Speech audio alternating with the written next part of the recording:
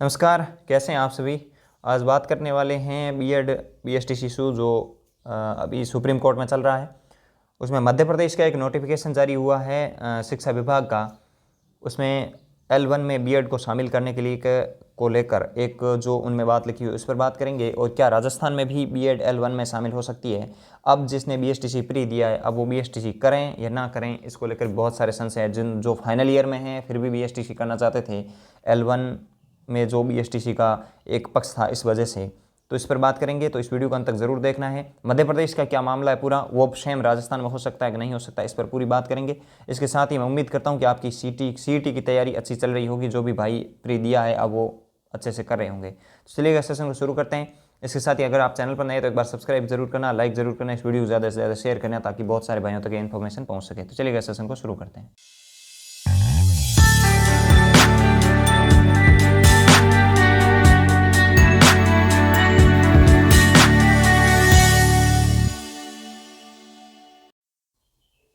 चलिए सेशन को शुरू करते हैं और जो नोटिफिकेशन जारी हुआ है उसी पे बात करेंगे। और जो भी मैंने इसमें पॉइंट लिखे हैं सब पॉइंट पे हम बात करेंगे। बीएड और बीएसटीसी का जो इशू है वो लगभग 1.5-2 साल से चल रहा है। उसमें एक 2021 की रीट की भर्ती है वो कंप्लीट हो गई थी उसी विवाद में ही, और अब जो 2022 वाली है इसमें तो अभी बीएड बाहर ही है। अभी जो नोटिफिकेशन है वो मध्य प्रदेश का मैं आप सभी को दिखा देता हूँ। ये कार्यालय लोक शिक्षा संचालक मध्य प्रदेश द्वारा गौतम नगर भोपाल प्राथमिक शिक्षक पात्रता में 2020 में जो एग्ज़ाम हुआ था प्रारंभिक शिक्षा का वहाँ मध्य प्रदेश में जो एमटेट उस तरीके से होता है उसमें शामिल करने को जो विवाद है उसमें देखिए प्राथमिक शिक्षक के लिए जो योग्यता लिखी है इन्होंने यहाँ पे लिखा 2018 की नियम सूची 8 में शैक्षणिक अर्हता जो भी 2018 की जो नियम सूची 8 है उसमें योग्यता के बारे में उल्लेख था। तो उसी योग्यता को यहाँ इन्होंने लागू करते हुए बोला है। देखिए यहाँ पे इन्होंने लिखा है कि professional examination board Madhya Pradesh Bhopal के द्वारा आयोजित प्राथमिक शिक्षक की पात्रता परीक्षा 2021-22 निर्धारित प्रतिशत के साथ उत्तीर्ण की हो। ठीक है, ये एक जो मतलब एमपी-टेट भी कहते हैं उसको, जैसे अपने यहाँ रीट होता है आर-टेट उस तरीके से वहाँ एमपी-टेट होता है, वो पास होना चाहिए। उसके बाद कम से कम 50% अंकों के साथ हाई सेकेंडरी यानी कि 12th होनी चाहिए। और उसके बाद समकक्ष प्रारंभिक शिक्षा में 2 वर्षीय डिप्लोमा जिसको हम राजस्थान में बीएसटीसी या फिर डीएलएड कहते हैं, ये चीज़ होनी चाहिए। अथवा में इन्होंने क्या लिखा है, ये 2023 का अभी का नोटिफिकेशन है, 22 का अभी का नोटिफिकेशन है, आप देख सकते हैं कल का। ठीक है, यहाँ पे इन्होंने लिखा है 50% अंकों के साथ स्नातक और बीएड जिससे कि राष्ट्रीय अध्यापक शिक्षा परिषद द्वारा मान्यता प्राप्त संस्थान से शिक्षा स्नातक की उपाधि प्राप्त की हो, उस पर कक्षा 1 से 5 तक पढ़ाने के लिए अध्यापक के रूप में नियुक्त करने हेतु विचार किया जाएगा। काउंसलिंग के लिए शामिल कर रहे हैं लेकिन नियुक्ति के लिए विचार किया जाएगा, ये बोल रहे हैं। काउंसलिंग की प्रक्रिया में तो इनको शामिल कर लिया है, जिनके टेट के आधार पर मतलब जो एमपी टेट के आधार पर नंबर है उनके आधार पर इनको शामिल काउंसलिंग में कर रहे हैं, लेकिन इनको नियुक्ति देंगे कि नहीं देंगे इससे संबंधित विचार किया जाएगा। आगे बोला इन्होंने प्राथमिक शिक्षा के रूप में नियुक्त होने के बाद 2 वर्ष के भीतर ही इन्हें राष्ट्रीय अध्यापक शिक्षा परिषद द्वारा मान्यता प्राप्त शिक्षक संस्थान से 6 महीने का एक ब्रिज कोर्स जो आवश्यक रूप से पूरा करना होगा। अगर इनको नियुक्ति देते हैं तो इनको 6 महीने का ब्रिज कोर्स है, तो ये कोई ज़्यादा प्रॉब्लम वाली बात नहीं है कि ब्रिज कोर्स लागू कर दिया तो बीएड की नियुक्ति नहीं होगी। ब्रिज कोर्स लागू हो गया, मान लीजिए इनको नियुक्ति दे दी, फिर भी ब्रिज कोर्स लागू हो गया, फिर ब्रिज कोर्स के लिए इनको संस्थान स्थापित करना ही पड़ेगा, कोई ऑप्शन ही नहीं है क्योंकि विवाद हो जाएगा। और फिर 2 साल में कभी भी 6 महीने का ब्रिज कोर्स है कर सकते हैं, ये इनको गवर्नमेंट खुद करवा देगी, उसमें कोई इशू नहीं है। अब अगर इनको नियुक्ति दे दी जाती है तो फिर यह क्लियर हो जाएगा कि भारत के सभी राज्यों में है वो इनको नियुक्ति मिलेगी बीएड को, ये क्लियर हो गया है। अगर मध्य प्रदेश की इसी भर्ती में इनको नियुक्ति मिलती है, अगर रीट राजस्थान 2021 में उनको नियुक्ति मिलती तो 100% भारत के हर राज्य में ये नियुक्ति मिलती, गारंटी के साथ मिलती। अगर अब एमपी में अगर ये मामला हुआ तो 100% ये राजस्थान पर भी बहुत ज़्यादा इफेक्ट डालेगा, क्योंकि सुप्रीम कोर्ट के अंदर एक अपना एविडेंस रखने का एक अपना एविडेंस जो ये बना के मध्य प्रदेश सरकार दे देगी कि हमने इसमें नियुक्ति दी है, तो आगे अन्य राज्य भी इसमें एनसीटी फिर परिवर्तन नहीं करेगी और अन्य राज्य को भी इसमें काम करना पड़ेगा, यानी कि जो भी मामला है उसमें नियुक्ति देनी पड़ेगी। तो इसका जो अब नियुक्ति की प्रक्रिया पर बात है, और दूसरी बात जो सुप्रीम कोर्ट में मामला है, दूसरी बात है सुप्रीम कोर्ट का मामला है, उस पर बात करें तो वो भी उसमें भी कल एक निर्णय था, लेकिन उसमें नॉर्मल था, उसमें तो कुछ वापस विवाद का बताया नहीं है। लेकिन 14 नवंबर का फिर बोला था आज का, आज अब फिर कोई वार्तालाप होगी तो उनकी जानकारी जैसी आएगी मैं आप तक वीडियो के माध्यम से पहुंचा दूंगा।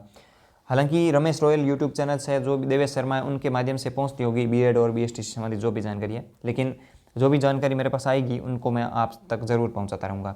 आज विवाद हो सकता है, उस पर ज़रूर बात हो सकती है। अब बात करें, अगर सुप्रीम कोर्ट में मान लीजिए बीएड हार जाती है तो फिर सभी राज्यों में बाहर हो जाएगी। अगर सुप्रीम कोर्ट में जीतती है तो सभी राज्यों में शामिल हो जाएगी, ये चीज़ क्लियर है, इस चीज़ में तो कोई दो राय नहीं है। अगर मध्य प्रदेश में नियुक्ति होती है और मान लीजिए सुप्रीम कोर्ट में ये केस चलता ही रहा तो फिर मध्य प्रदेश का ये एविडेंस अगर पेश हो गया ना तो 100% आगे मामला है वो बीएड के पक्ष में ही जा सकता है।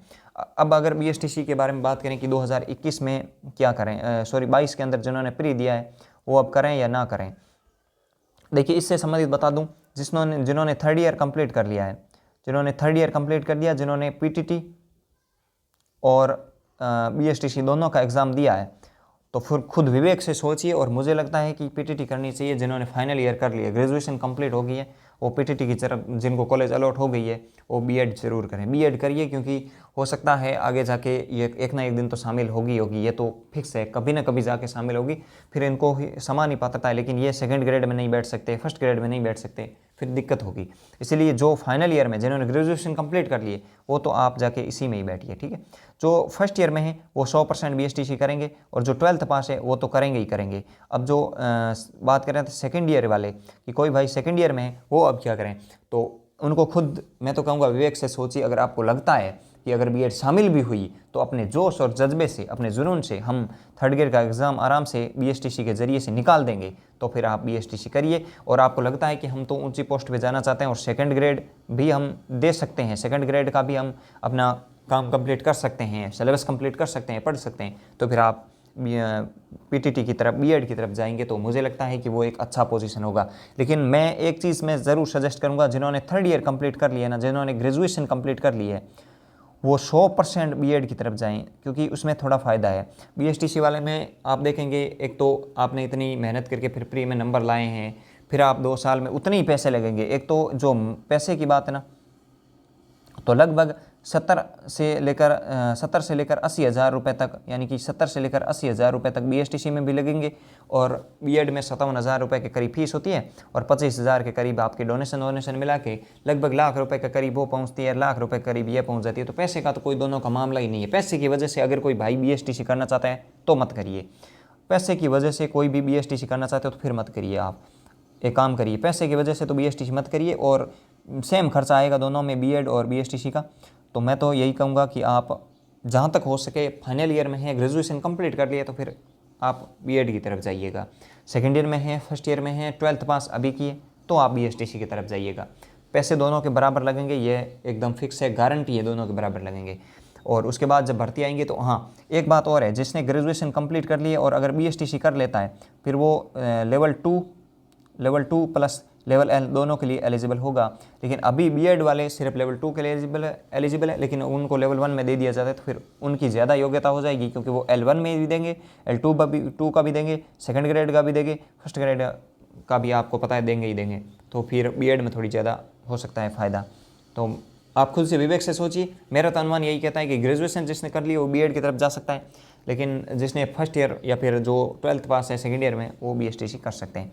आगे जो भी राज्य सरकार का निर्णय आएगा उन पर देखेंगे, और ये नोटिफिकेशन मैं आपका टेलीग्राम चैनल पर अभी डाल रहा हूँ, तो आप इनको आराम से पढ़ लीजिएगा। टेलीग्राम चैनल का नाम है लर्न मोर पॉइंट, आप जो यूट्यूब चैनल का नाम है बिना स्पेस के सर्च करेंगे तो आपको मिल जाएगा। तो आज के सेशन में विराम देते हैं। इसी तरीके की और भी जानकारी होगी तो मैं आप सभी तक पहुँचाने की कोशिश करूँगा। मिलेंगे नए सेशन के साथ, कल एक नई उम्मीद के साथ। तब तक के लिए जय हिंद, जय भारत, धन्यवाद।